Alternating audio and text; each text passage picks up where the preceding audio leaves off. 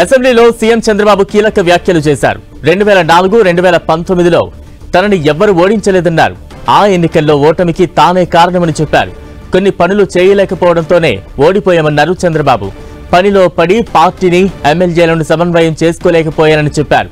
ప్రజా సమస్యలకు పరిష్కారం చూపితే ఓటమి ఉండదన్నారు. ఒక్కోసారి ఓడిపోతున్నాం అంటే కారణం కూడా మనమే, నేనే. నన్ను ఎవ్వరూ ఓడించలా. 2004, 2019 నాకు కూడా అబ్సెషన్. పని పని పని అని పరిగెత్తాను. ఇది సాధించాలని.